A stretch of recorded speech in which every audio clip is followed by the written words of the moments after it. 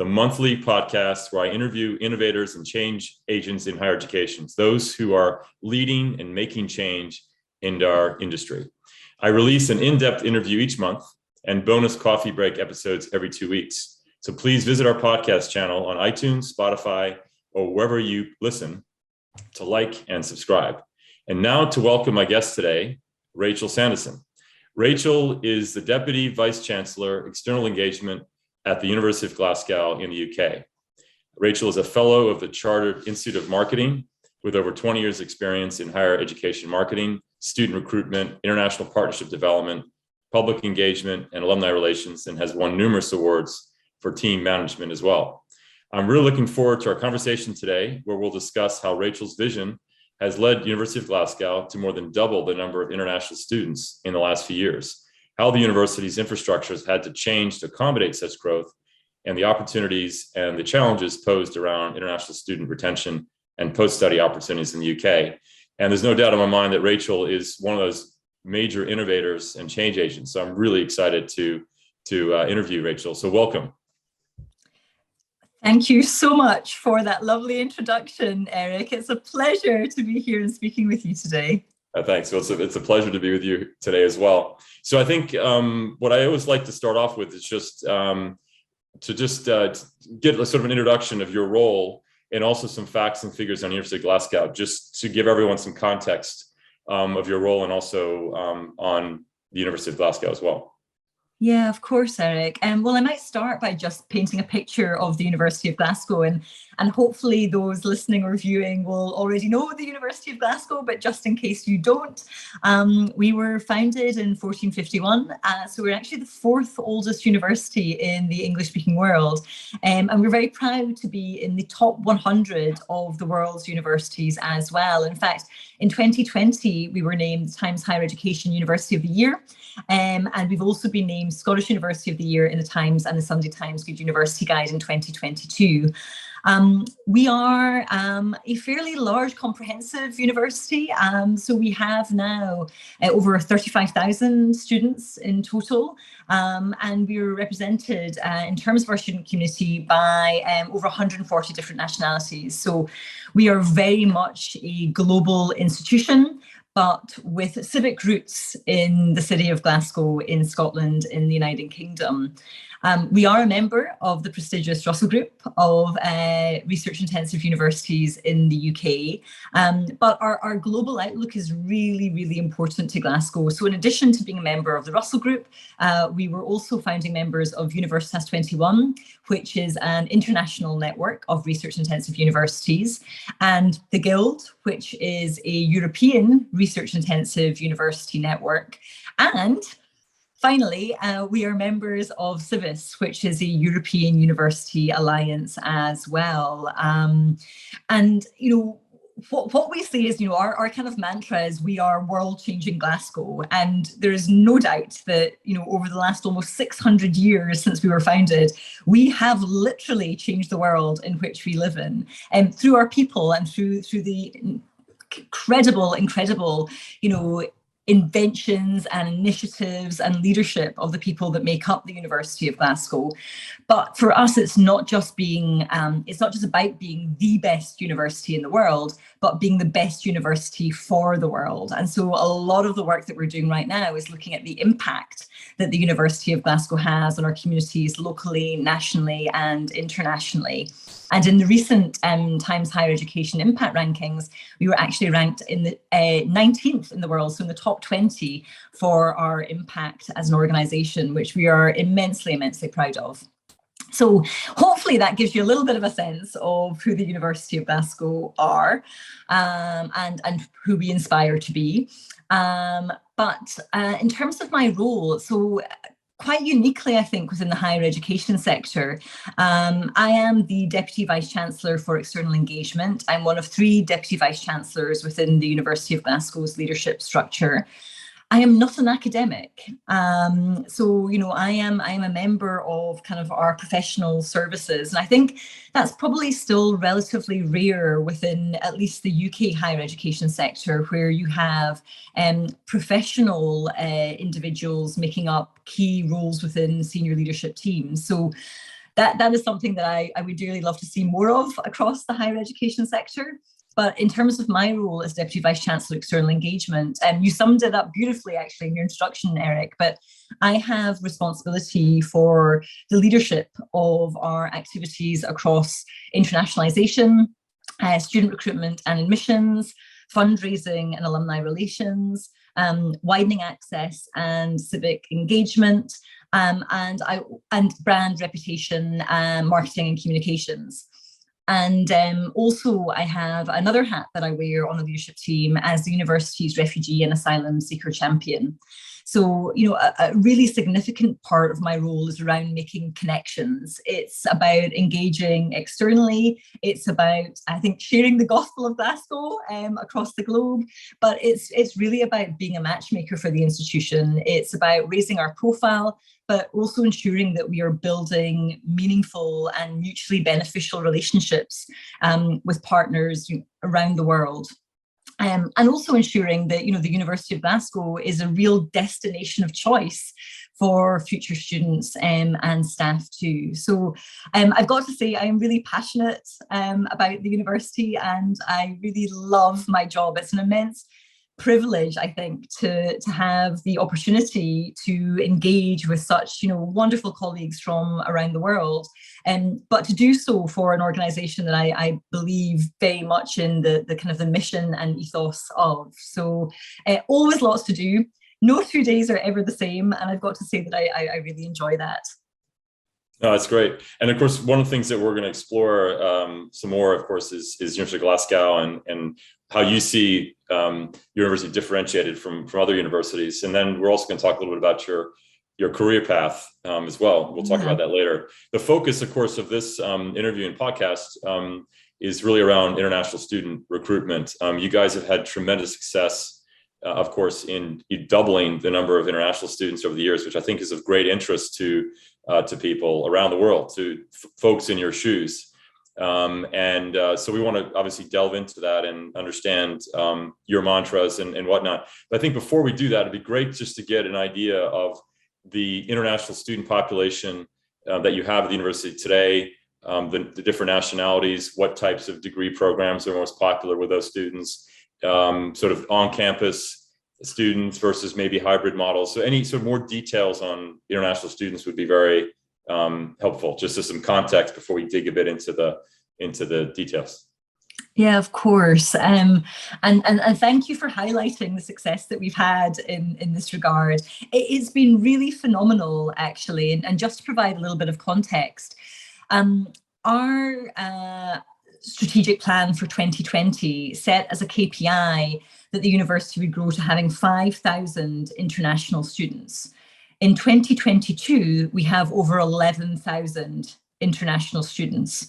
So, we have delivered far beyond expectations, and the team have done a really tremendous job in engaging with international partners, but also really building profile, I think, and brand for the University of Glasgow across key territories.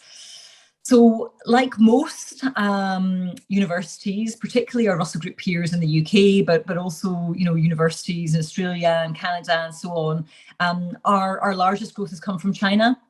So our Chinese student population make up about half of our international student community overall.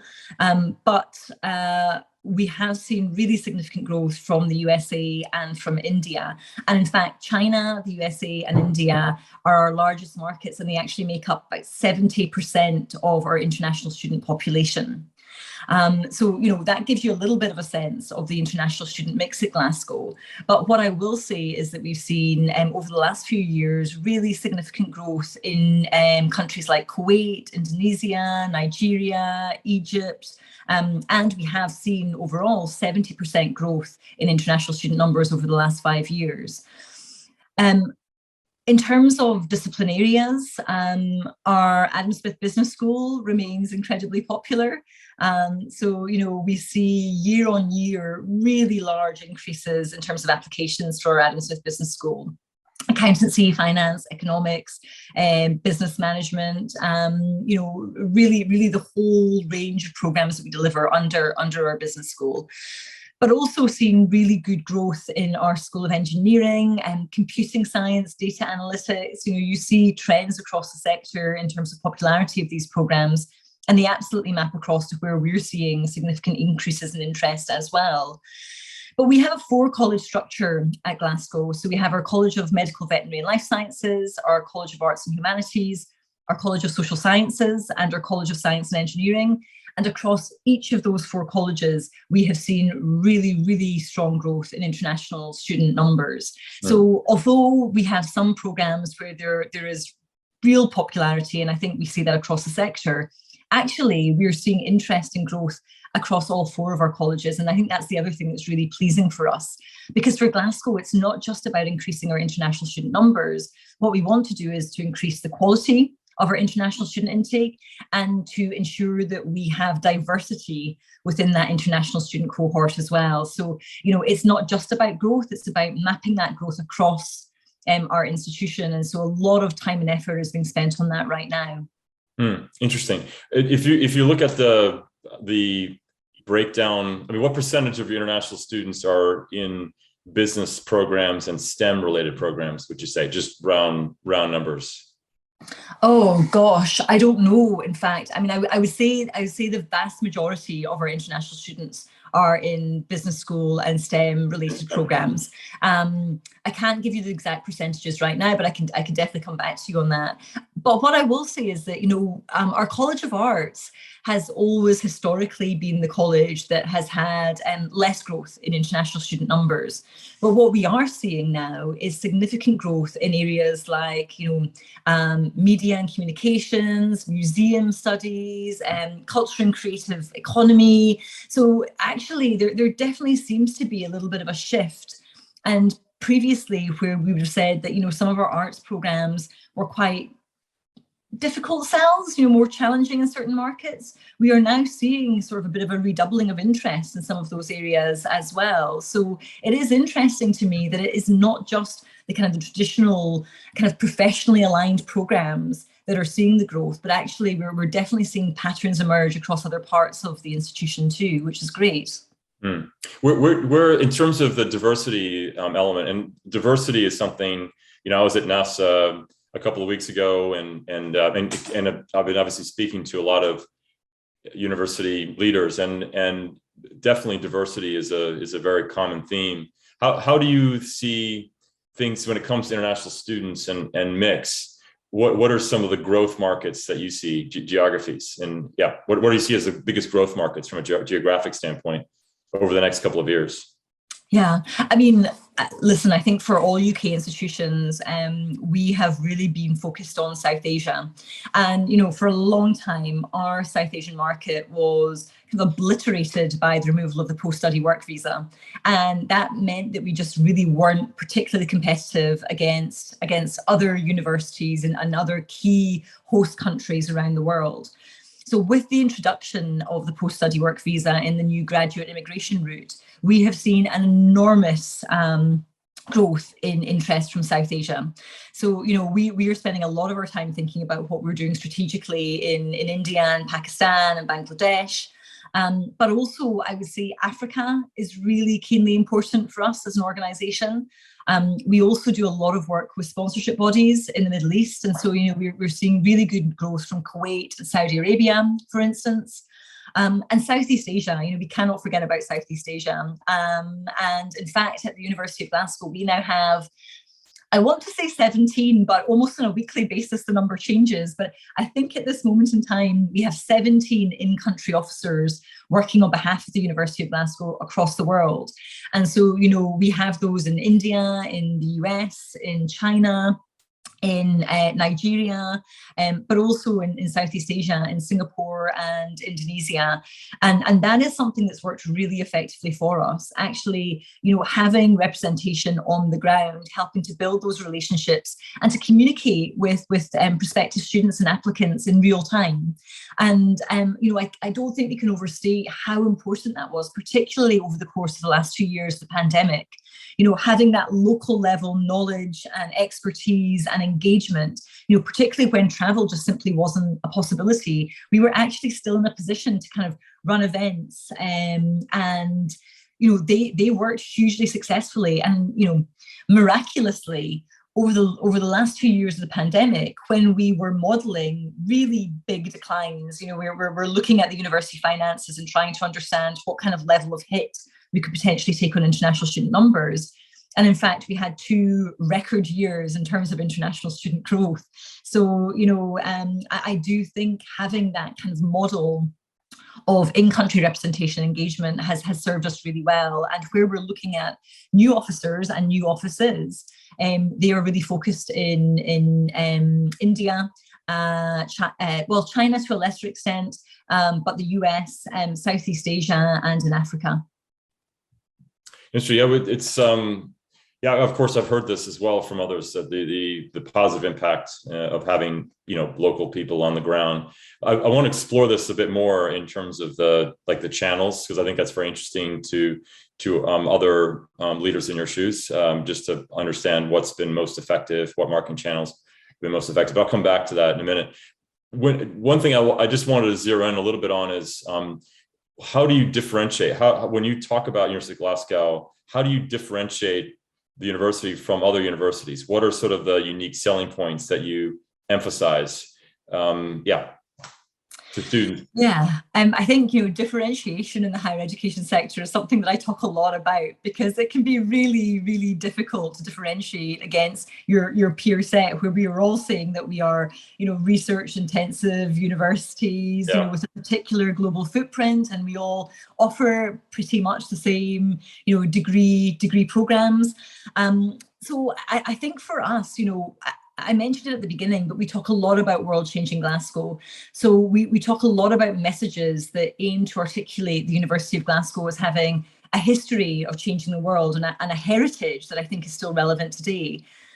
We focus a lot on our people, so the people that make it happen, and so it feels very personalized, and we do a lot of peer-to-peer engagement. I think that is so powerful and really impactful. It's not just me going out and telling prospective students that they need to be thinking about Glasgow, but actually our students and our alums doing some of that work for us, and they could do it far, far, far more impactfully than I ever could.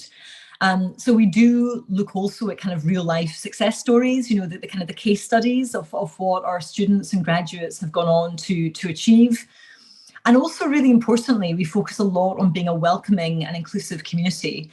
That is kind of baked into Glasgow's DNA. And it's something that, always gets, referred back to Glasgow as a sort of city and an institution that, people are really blown away by just how quickly they were made to feel at home here. So, we talk a lot about that, about the support that's in place. And, our role is to make you feel like you are part of our team. We talk about Team U of G.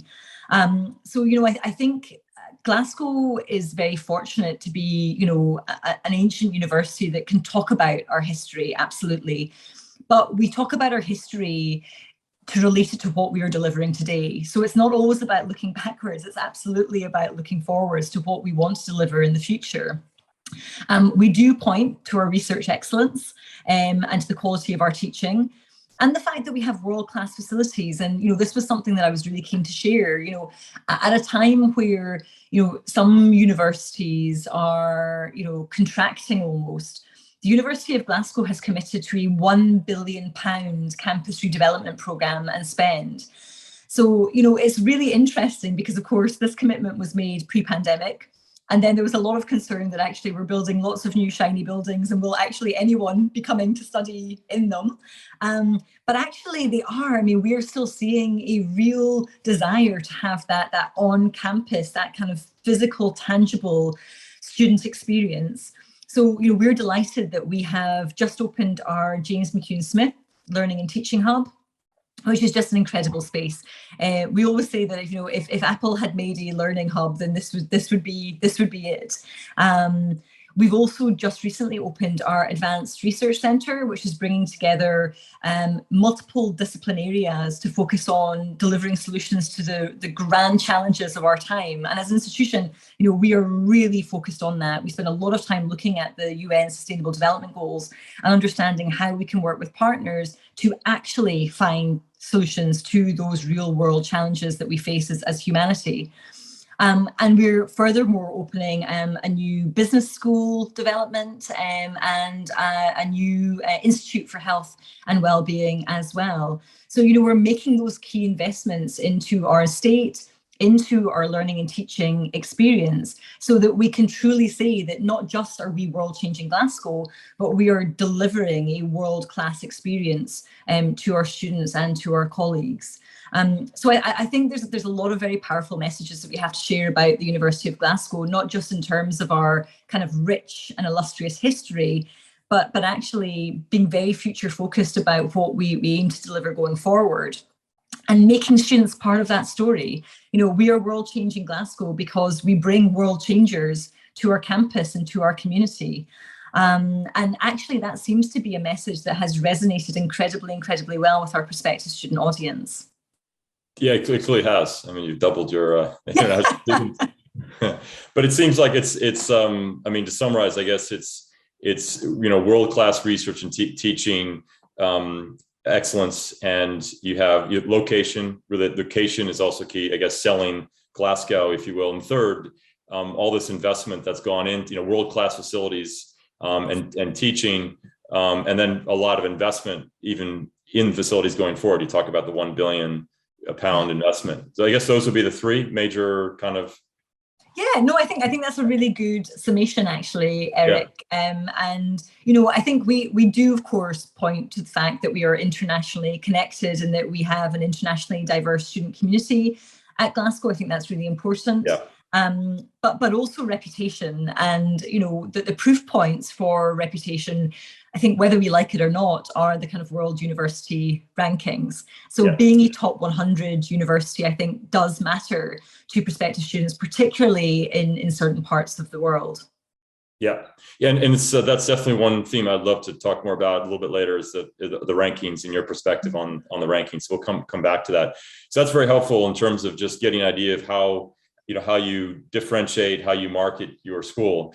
And then I think it'd be great to just come back to what we discussed before around what have been the most effective marketing channels for you, because I think everyone should be listening to how you guys are approaching things, because you've had such success.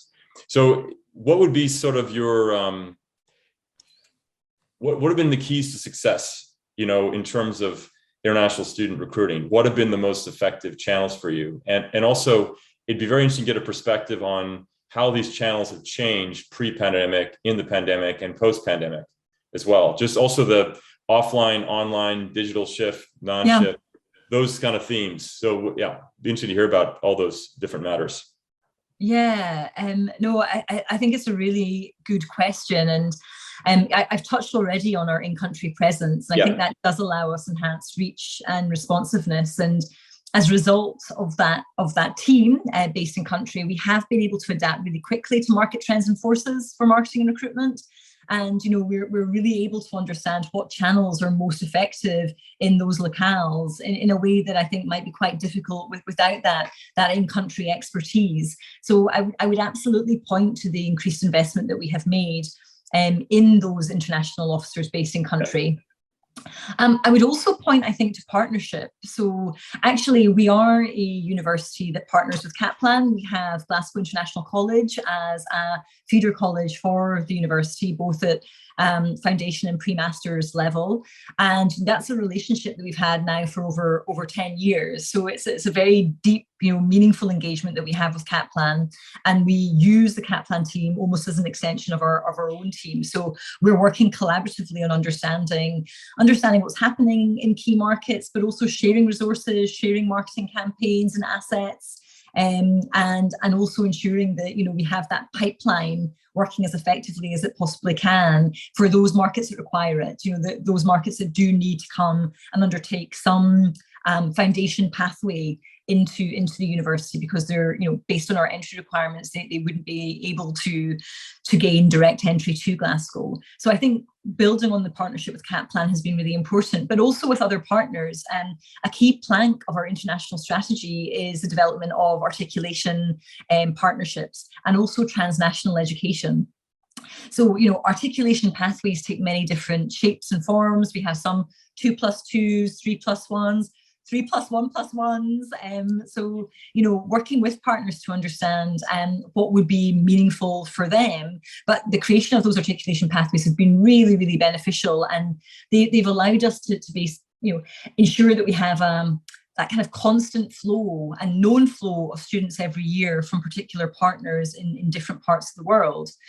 And we also have our 3 transnational education hubs. So we have 2 in China, one in Chengdu and one in Tianjin, and also in Singapore. So that's allowing us to grow our international student numbers, our international alumni base, but again, to do so in a very planned way through working with host partners in country. But overall now we have more than 4,000 students who are gaining University of Glasgow degrees in country through our TNE hubs. And again, a key area of focus for Glasgow over the course of the next few years will be the expansion of our transnational education activities. So we see this as a really important way of mitigating risk.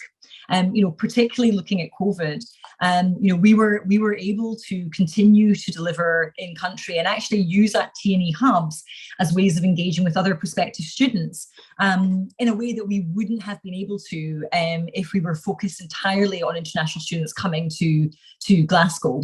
So, I think there's a real importance in looking strategically at the partnerships that you keep in country. And there's a lot of activity that we're developing right now to ensure that we're doing that in a very strategically focused way over the course of the next few years. I would also point to our agent network. I think agents are critically important in key parts of the globe. And we spend a lot of time and energy on building relationships with agents. So again, thinking of the agents as an extension of Team U of G, making sure that they have all of the information at their fingertips to really understand whether Glasgow is a good match for a prospective student. So I think that training and development piece with agents is really pivotal. And the other thing that I would absolutely point to is just the importance overall of social media. And again, I think, I know I'm very biased, but I believe our social media engagement is utterly first class, and quite often Glasgow will be used as a sort of case study best practice in this space. So, we have dedicated, Chinese social media officers, for instance, for Weibo and Sina and so on and so forth, WeChat. But we do a lot to look at ways in which we're engaging across, TikTok and Instagram and Facebook and Twitter, but also on those social media channels that are very prevalent in particular markets, to make sure that we're using that as a way of getting kind of real-time engagement with prospective students and their families. So I think, social media has been a really, really important tool for the institution. And I kind of revert back to something else that I said earlier, which is, this is not just about broadcast. This is about real engagement. This is about a conversation, having a dialogue. And to that end, it's really important that it's not just the university in kind of the corporate sense having those conversations, but ensuring that we're creating platforms for our students and alums to engage directly with prospective students. So we have a range of different platforms for that, including Unibuddy, which we've used really successfully. So, our prospective students can actually get matched up with a current student or a member of our alumni community who either come from the same city or who have undertaken the same degree program, and they can ask, really, key questions that are pivotal to them in terms of, making a decision, and it could be really big questions about, the nature of the degree program and, all of the issues about as an international student coming to Glasgow and living in Scotland and the UK. Or it could be, really small things like, what student society did you join and how friendly did you find people? And so I think creating the platforms for that kind of engagement has been really, really important. And that's something, again, that we're going to continue to prioritize going forward. Interesting. I mean, it definitely, you covered a lot, which is awesome. The thing, of course, I've heard trend-wise, which you talked about, was having campuses outside the home campus, and that was obviously, I've seen that because of COVID. It's a way for, as you said, it's a way to ensure constant flow of students getting a good quality education if they're not able to enter the country. And I've seen that in talking to other universities, the same sort of phenomena. They've been investing a lot more in campuses outside their home country campus. But I guess just to clarify, when you talk about the 5,000 to 11,000, is that just in Glasgow, or does that include students outside of Glasgow, just in Glasgow? Yeah. That is just our international community in Glasgow. It doesn't include the international students that we will have in country. Yeah. If you look at the source of students, what, and I know it's not always easy with marketing, because you know how marketing is. There can be a couple of trying to tag the original source of a lead is always challenging, and a lead turning into an application enrollment. It could be a number of different channels which influence that person ending up enrolling in the university. But just in terms of big picture, where do you see as the largest source of students? So of those 11,000 enrollments, how would you break down the original source, let's say, of those enrollments? So again, I mean, you're right. It's quite a challenging question, just because there will be so many different touch points a prospective student will have with the university, and it's really difficult to be able to isolate the one touch point that will have had that kind of influencing impact on that individual to apply or to accept their offer to come. Yeah. I would say, though, agents make up probably around about half of our international student intake. So, about half of our students will come through an agent, or be engaging with an agent at some point through their applicant journey with Glasgow. Otherwise, much will be engaging with our kind of in-country officers, within kind of their traditional school setting. And of course, we're looking at EdTech as well. I mean, EdTech has exploded over the course of the last few years. And, we are investing into having kind of profiles across those EdTech platforms. We're also looking at kind of agent aggregator sites and the work that they do. So yeah, it's quite a mixed picture, but agents definitely make up about half of our international student intake. Okay, and does that, and how many of your students come via your, international campuses? Is that also do you have students? I presume that they're all students that are coming as well from your international campuses, or is that not the case? No, so actually, and I should kind of clarify that the way our transnational education activities work is that we don't have our own bricks and mortar campuses in China or Singapore. We are actually working closely with incumbent institutions. So with Singapore Institute of Technology, with Nankai University, and with UESTC in China. And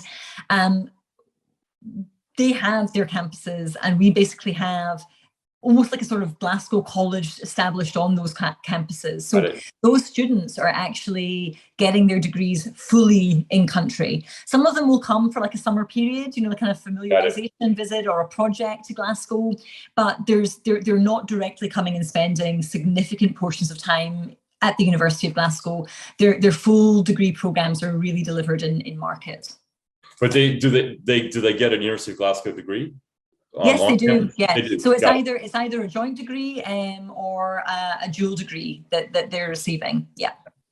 Very interesting. And how the other thing that's also very interesting, that something that we kind of at Keystone are quite interested in, is sort of how has the marketing mix changed? I mean, clearly you had pre-pandemic. I mean, obviously during the pandemic, a lot of universities, certainly universities didn't have your kind of in-country presence. We saw a shift more to digital. So I'm just curious, as you move forward, I mean, do you see sort of a permanent shift to more digital compared to pre-pandemic, or how do you see digital versus non-digital changing going forward compared to pre-pandemic? Yeah, I honestly believe, Eric, that the future is hybrid. I think that's going to be the modus operandi for all of us. Digital was a savior over the course of the last 2 years. And actually, I think that we were kind of, we were pushed into adopting technology for, kind of ways of engaging during the pandemic. But actually, it's been hugely successful. And, you know, much of this we ought to have been doing pre-pandemic, in all honesty, and we didn't, because, you know, we had that kind of very traditional in-market engagement set up. So, you know, before, everything was kind of that very kind of physical, tangible events. And then over the 2 years of the pandemic, you're right, everything moved online. And, you know, we were using kind of Zoom and Teams and different channels to have those kind of real-time conversations. But that has been fantastic. So, you know, as we start to transition, hopefully, into kind of a post-COVID world, we need to do both. I think we absolutely need to do both. So, you know, for Glasgow, we want to maintain and further develop and improve that kind of digital engagement and the opportunities for our prospective students to have these kinds of conversations throughout their journey with us. Whilst at the same time, we do still recognise the importance of the face-to-face and the personal interaction. And so, you know, we're looking at how now do we balance that in-country travel and engagement with that always-on digital element as well. And I think if we get that right, then, you know, that will be really powerful. So that's the kind of task ahead. And I absolutely think the future is hybrid, and I don't think we're going to go back to just one way of engaging, but actually we need to optimize the various channels that we now have at our disposal. And I think prospective students and their families are going to expect that. Okay, that's interesting. So just sort of one, I guess, remaining question about the whole kind of in sort of lead to enrollment, that whole area, which is, you know, of great interest to many. How, I mean, what are your sort of what are your best practices? You know, in terms of making sure that you're really engaging. I see you mentioned Unibody, for example, but what are some of what do you see as like the best practices from your standpoint in terms of making sure that the student has a really good experience from the time they make contact with the school, either directly or maybe through an agent or through a partner, to actually being, you know, actually enrolling in the university? I mean, what are the best practices from your standpoint? Just making sure that student experience is optimal. So I think, in all honesty, this is ever evolving. I don't think that there is a magic formula. I wish there was. But I think some of the things that have worked for Glasgow is having a plan. You know, I think we need to really map out that journey from initial inquiry to the university right through to registration and enrolment. And in fact, we're just about to launch a really significant onboarding project that is going to look at processes, systems, technology, to really scan across that whole journey to make sure that we are optimizing all of those touch points. So, you know, I think we are in a period of development right now in Glasgow to really look at this. So, you know, for us, conversion is all. This is not about growing the top of the funnel. You know, we already have probably too many applications for the places that we have at the university, and you know, we have had to become highly selective now for certain programs at both undergraduate and postgraduate top level, because, you know, demand you know, has really significantly grown, but in terms of supply, in terms of the places that we have, they've stayed relatively, you know, flat. So, you know, this is a bit of a challenge. So for me, it's not about constantly chasing more applications. What it is about is ensuring that we are converting at a much higher level the applications that we really want to see become registered students. So, you know, we're focusing on that part of the funnel and that part of the student journey. And so we need to understand actually what is going to make for a meaningful interaction at those different touch points. So, you know, initially it might be that kind of direct, you know, email that says, you know, thank you so much for your application, and signposting some of the resources that we have, you know, on the university web pages and on social media. But we then have to really quickly move to that sort of direct engagement. So creating kind of online open days, for example, looking at our always on content that, you know, students can review and engage with 24/7. That I think is really key. At that point, we also need to be thinking, where do the academic, where do the academic community fit into this? So, this is not just about the central team leading on all of these communications. Actually, we want some of the discussions to take place within those sort of discipline areas as well. So, where can the academics really add value and talk about the USPs of their program and what graduates have gone on to achieve? I think we need to have a plan. It needs to be holistic, and it cannot all be centrally led. We need to understand when we're bringing in different parts of the institution, whether that be, our international student support services or kind of academics from the discipline areas that the students have applied for. And we also need to keep sense checking that as well. So I think another thing that's been really important for Glasgow is that ongoing evaluation. This is not just about, well, we think we're doing a good job and we're ticking all of the right boxes. It's asking the question to the applicants. Actually, what do you want to hear about? When do you want to hear about it? Through what channel do you want to engage? So we can actually start to build up that really clear picture of what makes sense at what point during that journey as well. So, I would say to all institutions, if you're not talking to your applicants, if you're not getting that feedback, then you're probably missing a trick, because we cannot make assumptions about how well we're doing in that regard. We actually need to be, we need to have that kind of continuous feedback loop, because we will constantly be tinkering with and evolving what we're doing around that conversion piece. But I'm very, very excited that we're about to launch quite a significant project for that area over the course of the next few months. No, it's great. Thanks for that. Just want to shift gears a little bit for a minute. It relates to, because one of the things we talked about when we sort of had a call ahead of the podcast was sort of competition. And I think what you were saying basically is that competition has become much more global. So it's not just about your university competing with other universities, it's also you're competing on a more geographic scale. So it'd just be great to get your perspective on where you think the UK stands now. There have been some changes, I know, to make the UK more attractive from a work standpoint. But how do you think the UK stacks up now versus Australia, Canada, the US? And yeah, just curious where you think UK stands competitively. And then to the extent that it can be more competitive, it'd be very interesting to hear what else the UK could do to make it even more competitive versus these other markets.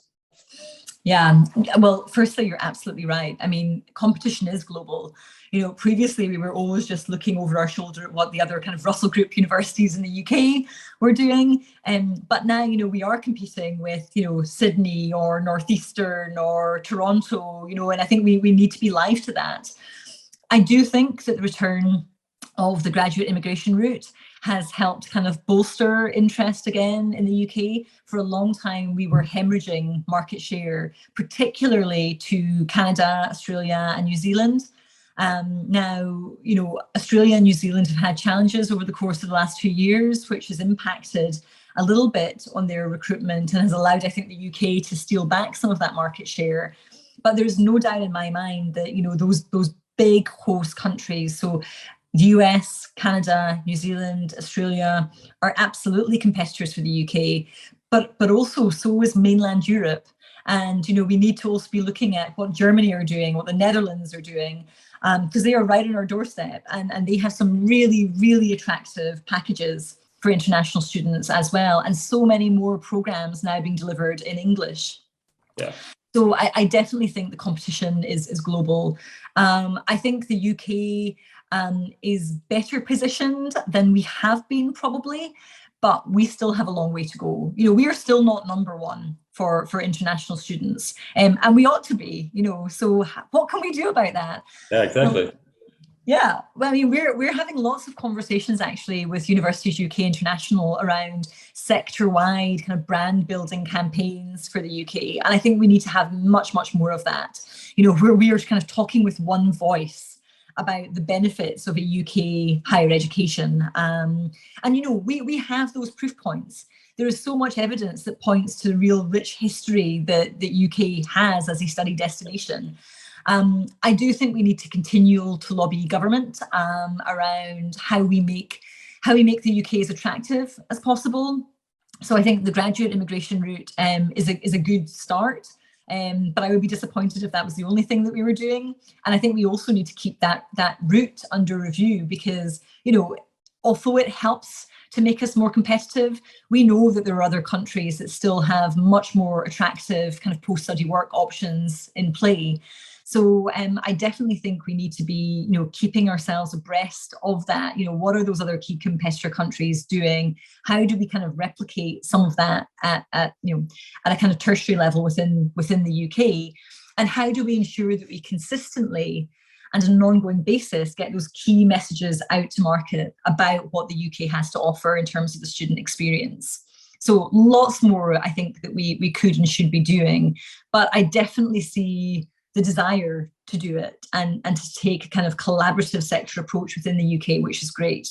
That's helpful. Yeah, I mean, you see, in terms of, you were talking about sort of greater interest in Germany. We see that also in Spain. We have millions of visitors coming to our websites every month, and so we're able to do surveys, and we see the popularity of Germany and Spain and Netherlands rising. So you're right. It's not just the sort of traditional, more like Anglo-Saxon markets. Continental Europe is also stepping up a lot in terms of marketing to international students, of course, and having more programs in English. We see that as well from our own statistics for the consumers, but also students, but also with our customers, university customers. So it's and actually one of the other things that I should have mentioned, Eric, is just the funding environment as well.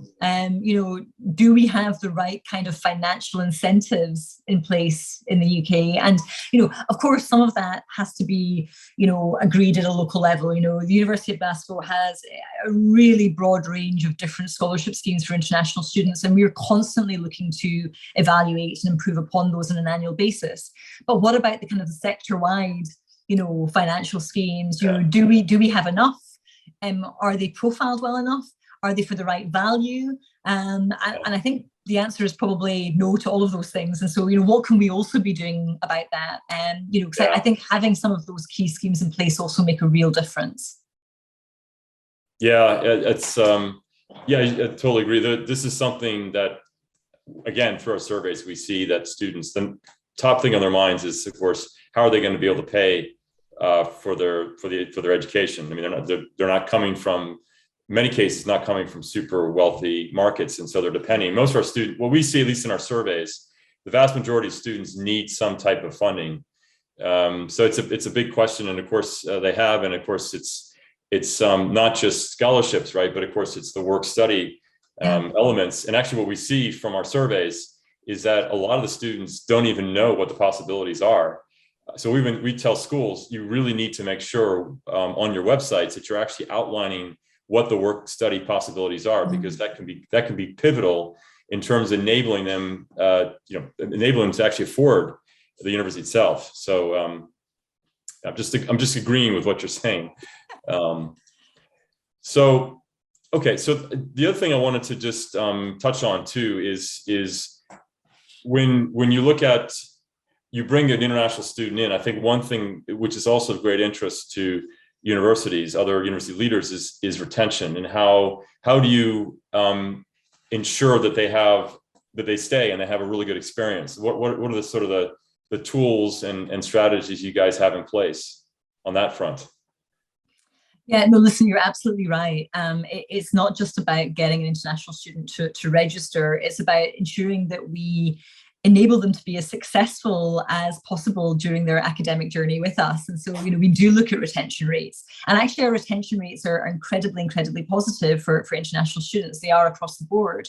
But there are always things that we could be doing to improve upon that. And we are just about to launch our new student experience strategy. So, this is a kind of co-owned strategy between the university and our Students' Representative Council, which is great. So we've had lots of discussions with our student community about, what would make a difference to them? What support do they believe that they now need?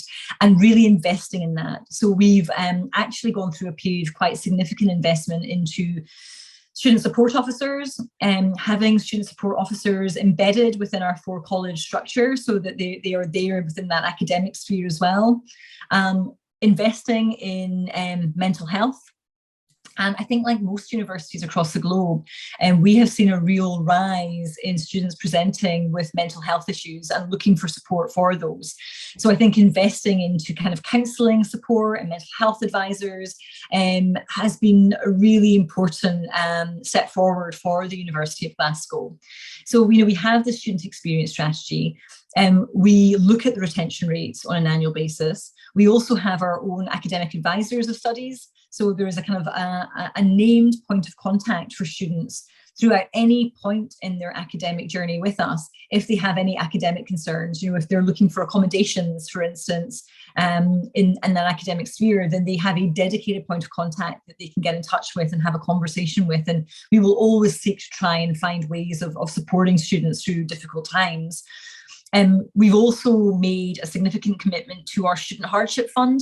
And again, we've seen, I think, particularly with the kind of cost of living crisis in the UK and impact of COVID on part-time work, etc., more students looking for short-term financial support, to pay bills or to get the books that they need. So, we have made sure that we have invested in that hardship support, so students do have somewhere they can go to get, get the funding that they need over that kind of short-term period. So it's everything, isn't it? I think it's about taking that holistic approach, looking at what we're doing academically, looking what pastoral support we have in place, and looking at financial, underpinning that we can make to international students when they're here to support them during their studies. And then it's about creating still those opportunities for kind of peer-to-peer engagement as well. And so, we do work very, very closely with our Students' Representative Council, and they do an incredible job of engaging with our international student community. So I don't think there's a silver bullet. I think it will be a mixture of all of these things that will help to contribute to ensuring success for our international students when they arrive in Glasgow. But again, we have to always take learnings. So, getting feedback on what is working, what's not working, what do we need to do more of, is something that we have to commit to as an organisation on an annual basis. Yeah, that sounds excellent. Thanks for that. That was a great overview. Just a couple of in the remaining minutes, there are a couple of things I wanted to cover. The rankings, because I know we spoke about this, before the call. So I'd just love to get your perspective on the rankings, and it'd be great to get any thoughts on how they could be adjusted one way or the other. It's always it's always nice to get a perspective on the rankings, and also just how important the rankings are. I know you're fortunate enough to be in the top 100. So it's, just love to hear more about rankings and your perspective on it. Yeah. So listen, Eric, rankings, I think universities as a whole love to hate rankings, unless you do particularly well in them, and then you'll have them all over your web pages and social media channels. So we're much the same at Glasgow. Rankings are a blunt instrument. There's no doubt about that. And the difficulty with rankings is that year after year, the kind of the top 10, top 20 universities don't really change very much, because they're the universities that have that kind of global brand. And, it's really difficult, I think, for universities to kind of move into those kinds of circles.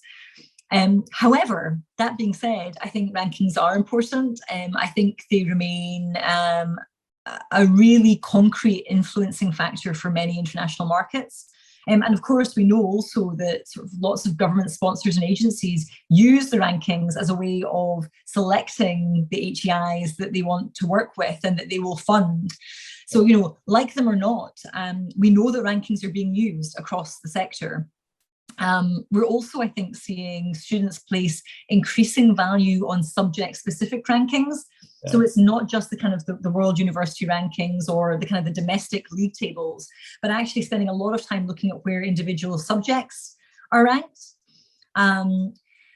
That being said, I'm really pleased that the Times Higher Education have moved to delivering their impact rankings, because I think the impact rankings are something different.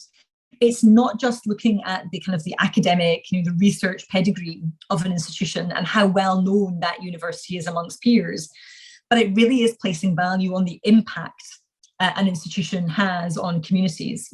So, Glasgow submitted to the impact rankings for the very first time last year. We were blown away to go straight into the top 20 in the world in terms of our impact. But that is something that we're really proud of, because that links into the ethos of our brand proposition, which is world changing Glasgow. We are here to help change the world. We are here to bring a community of world changers together. So, what will be interesting to me is to see whether more of the rankings start to shift from just looking at kind of the very standard kind of research outputs and, teaching quality and funding and student staff ratio, etc., into trying to articulate what universities are doing for the world in which we live in, and how much of this might start linking back into the UN Sustainable Development Goals, which, I think all universities have really signed up to supporting.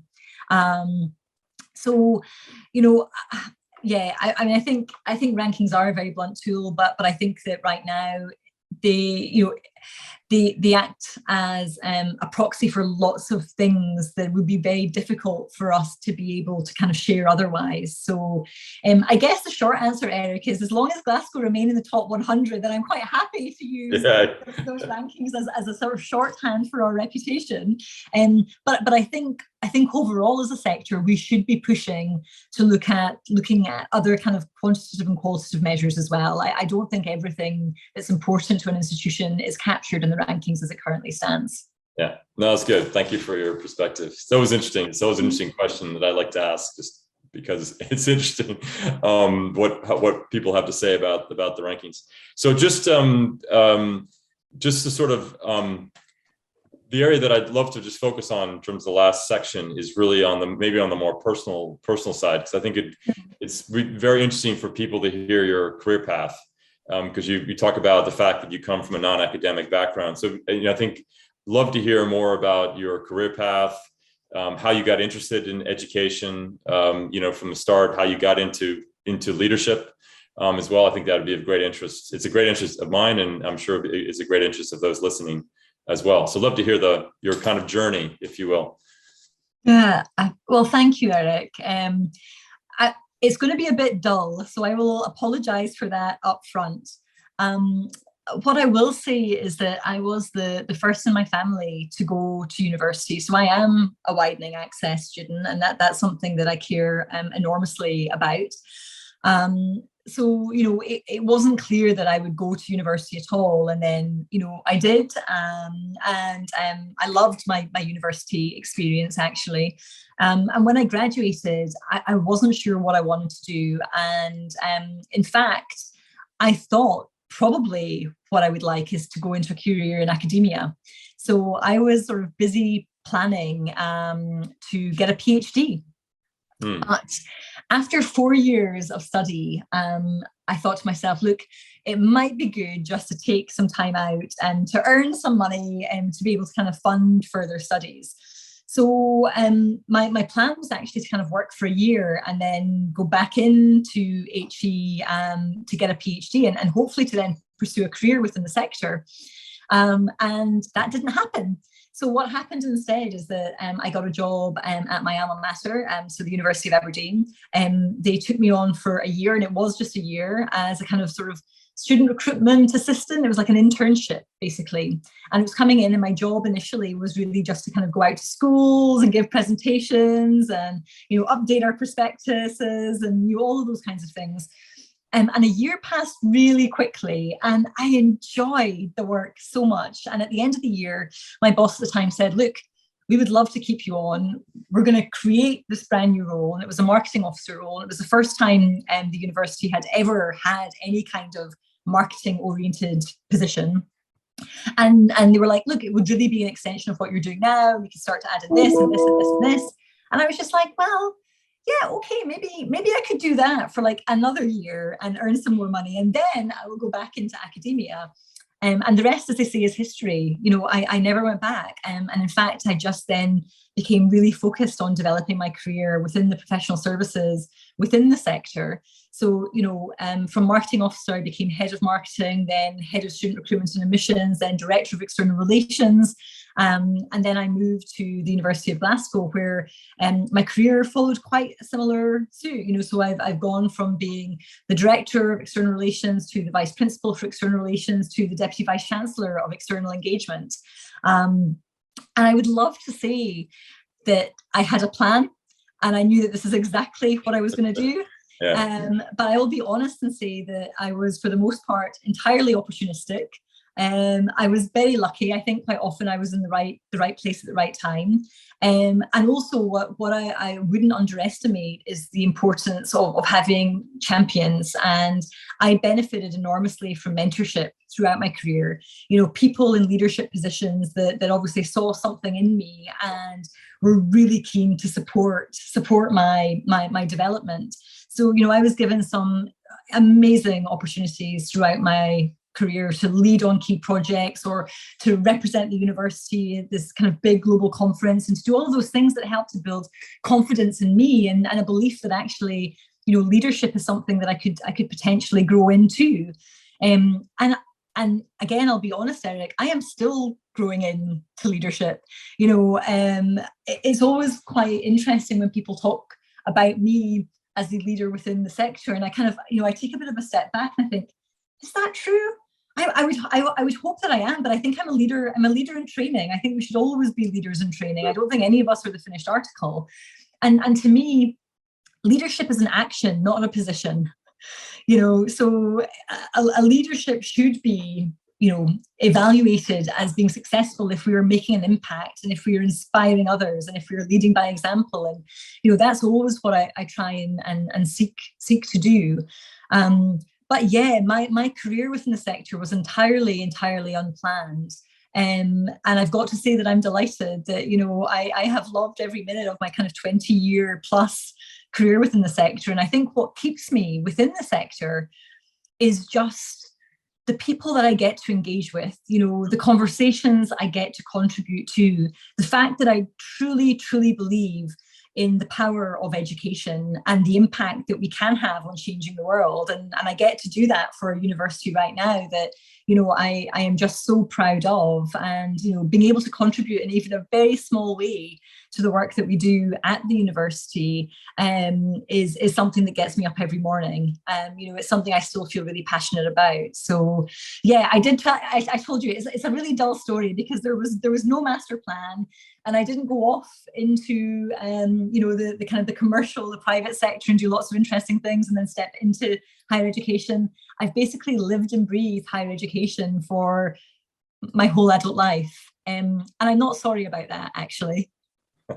I love higher education myself. I love being in the sector, so I know what you're talking about. But that's why I use the word journey. I've learned that for myself. But that was a very inspiring, thank you for that very inspiring story about how you've, your path. I was certainly very inspired by it, and I'm sure others will be as well when they listen. But I just want to say that I wish I could spend many more hours talking to you about all these issues, but obviously we need to end at some point. But I just want to say it's been a real pleasure speaking today. I really appreciate your time, and I've learned a lot, and I'm sure many others will learn a lot and be inspired by the conversation. So I just want to say thanks so much for the time. Thank you so much, Eric. And can I just say it's been a real pleasure and privilege to spend this time with you as well. And yes, I feel like I'm just getting going. We probably could set aside another couple of hours and just seriously continue the conversation. I meant that sincerely, actually. I mean, you probably saw from my list, I have many more questions, but at some point I have to, sort of stop. But yeah, I feel the same way. Thanks. Yeah, no, thank you so much.